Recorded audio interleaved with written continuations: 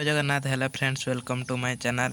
आज ये वीडियो रे आमे plus 3 second semester history honours रो कोर पेपर 4 बा मेजर पेपर 4 रो आमे यूनिट 4 आलोचना करिबा। तो पूर्व वीडियो रे आमे जति कि 1 मार्किया 2 मार्किया सब क्वेश्चन आलोचना करथिले। तो यही वीडियो रे आमे 5 मार्क क्वेश्चन जति अछि आलोचना करिबा। आउ जो रोज जो यूनिट 1 यूनिट 2 यही वीडियो जो माने देखि नांती ए चैनल प्ले लिस्ट रो आपन को सब जाक वीडियो मिल जिवो। कोर पेपर 3 आउ 4 रो दीटा जाक वीडियो सब आपन को ए प्ले लिस्ट रो मिल जिवो। तो से वीडियो गुडा प्रथम देखि नेबे, नोट कर नेबे। आज हमें 5 मार्क क्वेश्चन आलोचना करिबा जो गुडा मोस्ट इंपोर्टेंट आउ सिलेक्शन क्वेश्चन भी पूरा सब जाक क्वेश्चन एनईपी 2020 अनुଯାयी। तो मोस्ट इंपोर्टेंट क्वेश्चन को नोट कर नेबे। प्रथम क्वेश्चन, आरब अंचल जनजाति समाज किपरि थिला? देखिबा, प्राय 12,50,000 माइल परिमित विस्तीर्ण आरब थिला इस्लाम धर्मर जन्मस्थली। ताने इस्लाम धर्मर जन्मस्थली कोउटा थिला? आरब थिला। आरबी भाषा रे आरब शब्दर अर्थ विस्तीर्ण जनशून्य भालुकामय अंचल। एटा देखंतु 1 मार्किया क्वेश्चन पड़िबो। आरब भाषा रे आरब शब्दर अर्थ कौन? तो ये जो 5 मार्किया क्वेश्चन आम आलोचना करुँच एठू 1 मार्किया 2 मार्क क्वेश्चन भी आपणकर प्रैक्टिस हो। तो युवाक सब नोट करने।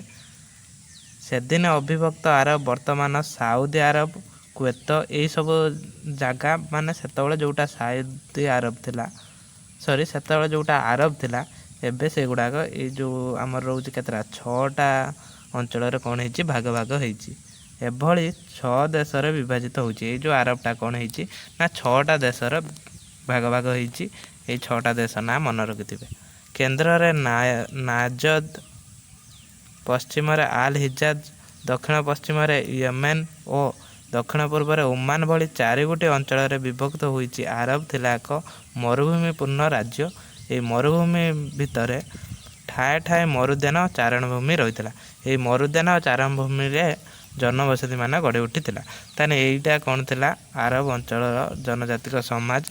तापर देखिबा, इस्लाम धर्म उद्भव और विकास सहित संपर्कित मक्का और मदीना नगर थिला अल हिजाज अंचल 2 समृद्ध नगरी। ये जो अल हिजाज थिला कौन? 2 समृद्ध नगरी। अल हिजाज अंचल थिबा मरुद्यान गुड़िकर जल मिलुथबारु कृषि और पशुपालन करने संभव होता। ताने ये जो मरुद्यान अंचल थिला एठी जल मिलुथला, सेति कृषि हो पारथला और पशुपालन भी हो पारथला। खजुरी कोली, गहम, विभिन्न प्रकार फलमूल यही अंचल उत्पन्न होइथबारु एही अंचल जीवन धारण सहज साध्य हो पारथला। कहीं ना एठी कोली, खजुरी, गहम विभिन्न प्रकार कौन होता फलमूल उत्पादन होता।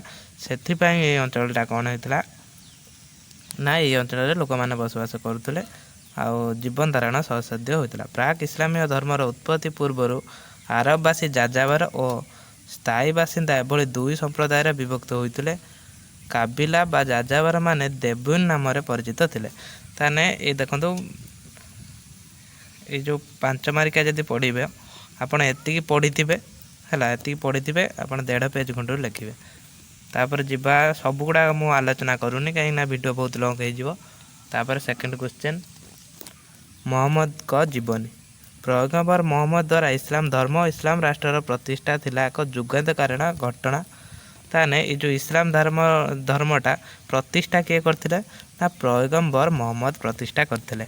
मदीना मरुद्यान राज्य रे इस्लाम धर्मर अभ्युदय मरुभूमि जनजाति जीवन में अनेक परिवर्तन सूत्रपात करथिला।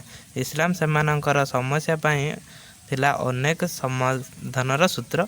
कालक्रमे यही धर्म सेमानक संस्कृति और राजनैतिक जीवन को प्रभावित कर इस्लाम धर्म राष्ट्र अभ्युदय निमंते पथ परिष्कार करथिला। देखो मु सब डिस्कसन करूनी कहीं वीडियो बहुत लंग हो आपण मैंने एक सब नोट करने। तापर 3 नंबर क्वेश्चन, उम्मा। देखो 5 मार्किया जो क्वेश्चन आसो एमती खाली दे देथिबो उम्मा एमती भी आसे नॉन एटा को भी टिके बढ़ाई लिखि दिथिबो क्वेश्चनटा, किंतु आंसर आपण एया को ही लिखिबे। देखो मु डिस्कसन करनी एगुड़ाक आपण मैंने स्क्रीनशॉट नियंतु किंबा नोट एठू नोट कर नियंतु। तापर आइला मिन्ना। मिन्ना कौन देखो, इस्लाम धर्मर बृहत्तर परिषद मध्य विभिन्न धर्म तत्व विधि परंपरा अनुष्ठान उत्पत्ति और विकास ଏହି ଧାରାକୁ ଏକ ନୂତନ ଦିଗଦର୍ଶନ ପ୍ରଦାନ କରିଥିଲା। ଇସଲାମ ଧର୍ମର ସାମାଜିକ ଓ ସଂସ୍କୃତି ଇତିହାସରେ ଏହି ଅନୁଷ୍ଠାନ ବିଧି ପରମ୍ପରା ଉଦ୍ଭବ ଓ ବିକାଶ ନିମନ୍ତେ ଏକ ଗୁରୁତ୍ୱପୂର୍ଣ୍ଣ ଅଧ୍ୟାୟ ହୋଇ ରହିଛି। ଏହି ସଂସ୍କୃତି ସମ୍ପଦ ମଧ୍ୟରେ ମିନା, ସିରିଆ, ସୁଫି ମତବାଦ ଉଲ୍ଲେଖଯୋଗ୍ୟ ଅଟେ। ଦେଖନ୍ତୁ ଏଇଠି ମିନା କ'ଣ ଏକ ନୋଟ୍ କରିବେ। ତାପରେ ଆସୁଛି ସୁଫି ମତବାଦର ଅର୍ଥ ଓ ପ୍ରସଙ୍ଗିତ। ଜାଣିଛନ୍ତି ଆପଣମାନେ ଯେମିତି ଭାରତର ହେଇଥିଲା କ'ଣ ନା ଭକ୍ତି ଆନ୍ଦୋଳନ ଯେମିତି ହେଇଥିଲା ହିନ୍ଦୁ ଧର୍ମର, ତାଙ୍କର ସେମିତି ଇସଲାମ ଧର୍ମର ହେଇଥିଲା ସୁଫି ମତବାଦ। ତାପରେ ଆସିଲା ସିରିଆ କ'ଣ? ସିରିଆ ହେଉଛି କ'ଣ? ଗୋଟେ ହେଉଛି କ'ଣ ଏଠି ଦେଖନ୍ତୁ, ମୁସଲମାନ ମାନେ ସାମାଜିକ, ସାଂସ୍କୃତିକ, ନୈତିକ, ଆଧ୍ୟାତ୍ମିକ ଜୀବନକୁ ଶୃଙ୍ଖଳିତ କରିବା ନିମନ୍ତେ ଏକ ସମ୍ପର୍କିତ ଆଇନ ବ୍ୟବସ୍ଥା ଅଭିଧ ହୋଇଥିଲା। ସେ ଯେଉଁ ଆଇନଟା ଥିଲା କ'ଣ? ସିରିଆ ଆଇନ। ତାପରେ ସୁଫି ସମ୍ପ୍ରଦାୟର ସାହିତ୍ୟ ଏକ ନୋଟ୍ କରିବେ। ତାପରେ ତୃତୀୟ ପର୍ଯ୍ୟାୟରେ ସୁଫି ସମ୍ପ୍ରଦାୟ ଗୁଡ଼ିକ ଅଭ୍ୟୁଦୟ